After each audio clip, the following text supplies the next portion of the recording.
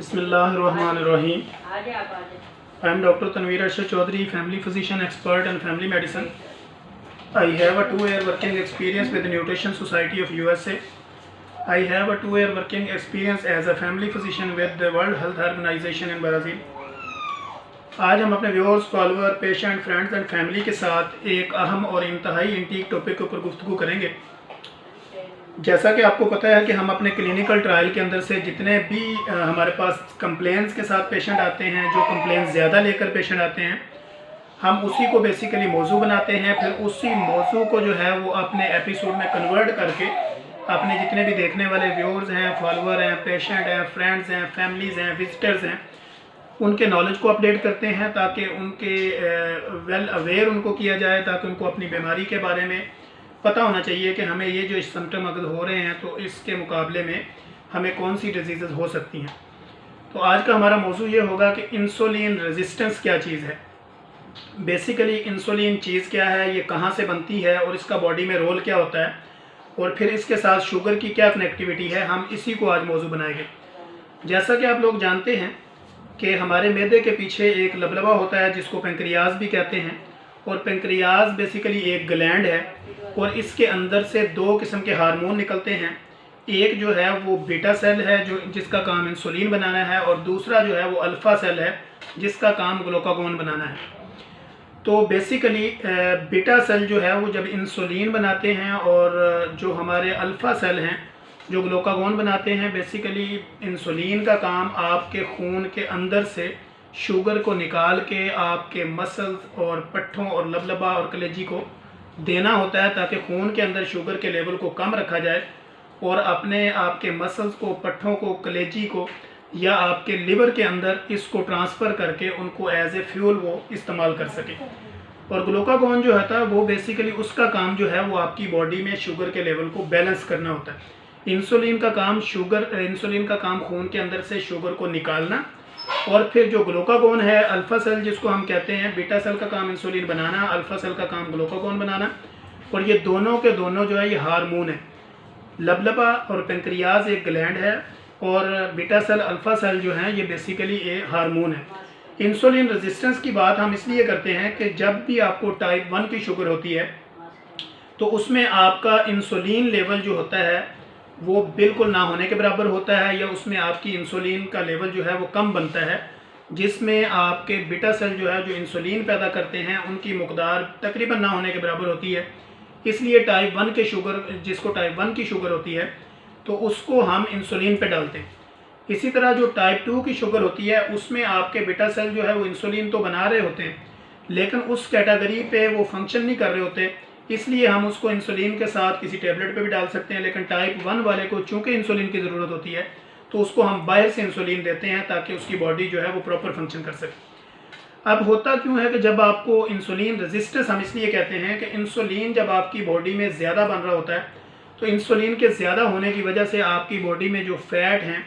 वो प्रॉपर टूटती नहीं है और आपका वेट जो है वो गेन होता रहता है। कोई ऐसी सूरत हाल में आप किडनी डिजीज़ में जाते हैं, फिर आप फैटी लिवर में जाते हैं, फैटी पेंक्रियाज भी आजकल आपको पता ये भी आ रहा है, इसमें भी लोग जाते हैं। इसी तरह आपका इंटेस्टाइनल प्रॉब्लम होता है, फिर आपको पट्ठों में खिंचाव होना, जोड़ों में दर्द होना,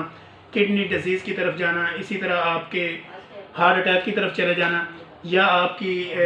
ब्रेन हेमरेज की तरफ चले जाना, कैंसर की तरफ चले जाना। ये बेशुमार ऐसी डिजीज़ हैं जो इंसुलिन रेजिस्टेंस से बनती हैं। अब बेसिकली इंसुलिन का लेवल आपकी बॉडी में बढ़ता कैसे है और किन चीज़ों से ज़्यादा बढ़ता है, तो ये जो रिसर्च हमारे सामने आती है, ये अमेरिकन न्यूट्रिशन सोसाइटी, फिर अमेरिकन जो जनरल फिजिशियन की जो सोसाइटीज़ होती हैं, जितनी भी इनकी गाइडलाइन और रिसर्च हमारे सामने आती हैं, तो उसमें यह पता चलता है कि इंसुलिन बेसिकली आपकी बॉडी में उसका लेवल इसलिए बढ़ता है कि जब आप कार्बोहाइड्रेट्स का ज़्यादा इस्तेमाल करते हैं। अब कार्बोहाइड्रेट्स जो है वो बेसिकली क्या चीज़ है, कार्बोहाइड्रेट्स में गंदम, फिर उसके बाद वाइट फ्लोर, जितनी भी बेकरी आइटम हैं, स्वीट्स हैं, फिर कोल्ड ड्रिंक हैं, जितनी भी मीठी चीज़ें कार्बोहाइड्रेट्स में आती हैं, जिसमें आप चाय ले लें, कोल्ड ड्रिंक ले लें, कॉफ़ी ले लें, मीठी चीज़ें ले लें, बेकरी आइटम्स ले लें, बिस्कुट हैं, इसमें मिठाइयाँ हैं, फिर जितने भी पकौड़े, समोसे, तली हुई चीज़ें, और जितनी भी गंदम से बनी हुई चीज़ें, पराठे, इस तरह की जितनी भी चीज़ें हैं ये कार्बोहाइड्रेट्स में आती हैं। जब कार्बोहाइड्रेट्स का लेवल आपकी बॉडी में बढ़ता है तो इंसुलिन का लेवल अप हो जाता है। इंसुलिन का लेवल अप होने का मकसद कि आपकी बॉडी में इंसुलिन रेजिस्टेंस बढ़ रही है, आप बीमारियों की तरफ जा रहे हैं। अब जो है जब आप प्रोटीन का इस्तेमाल करते हैं तो प्रोटीन के इस्तेमाल से इंसुलिन का लेवल बढ़ता तो है, लेकिन उस कैटेगरी में नहीं बढ़ता जितना कार्बोहाइड्रेट्स में बढ़ता है। इसी तरह फैट का इस्तेमाल जो है वो भी इंसुलिन को बढ़ाता है, लेकिन बहुत कम मकदार में। इसका हम अगर एक चार्ट बनाएं तो उसमें यह होगा कि कार्बोहाइड्रेट सबसे ज़्यादा हाईली इंक्रीज़ करते हैं इंसुलिन को, और प्रोटीन उससे कम करती है, फैट उससे भी कम करती है। अब प्रोटीन में क्या चीज़ें आती हैं, आप इसमें दूध लेते हैं, बॉयल एग लेते हैं, फ्रूट्स लेते हैं, वेजिटेबल्स लेते हैं, ये सारी प्रोटीन्स में आती हैं। इसी तरह फैट है, फैट में आप मीट लेते हैं, बीफ लेते हैं, चिकन लेते हैं, फ़िश लेते हैं, ये सारी चीज़ें फैट में आती हैं। ये चीज़ें इस्तेमाल करने से भी आपका इंसुलिन लेवल जो है बढ़ता तो है, लेकिन बहुत कम मकदार में। तो हम असल में जितनी भी अपनी रिसर्च कर रहे हैं, अपने व्यूअर्स को जो मैसेज कन्वे करना चाह रहे हैं कि low fat low carb diet, जैसा कि आजकल आप देख रहे हैं कि कीटो डाइट का शोर है, तो कीटो डाइट का मतलब low carb low fat diet को अपनी बॉडी में इंटेक करना है, इंसुलिन के लेवल और इंसुलिन की रेजिस्टेंस को कम करना है और बीमारियों से बचना है। अब उसके लिए क्या है कि आपने फ्रूट्स, वेजिटेबल्स, पानी, एग, फिर उसके बाद गोश्त, चिकन, फ़िश, इन चीज़ों का ज़्यादा इस्तेमाल करना है। ये चीज़ें ज़्यादा इस्तेमाल करेंगे और पैदल चलेंगे, अपनी हेल्दी लाइफ की तरफ जाएंगे, एक्सरसाइज करेंगे,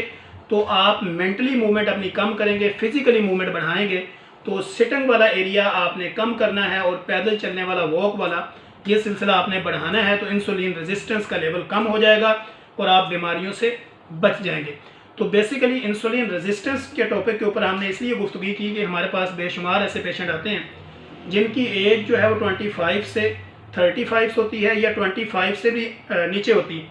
वो आते हैं, वो शुगर पेशेंट होते हैं। अब उनको जब हम देखते हैं तो ऐसे डॉक्टर्स हजरात जिनका नॉलेज अपडेट नहीं होता, जिनकी अवेयरनेस इतनी ज़्यादा नहीं है, रिसर्च इतनी ज़्यादा नहीं है,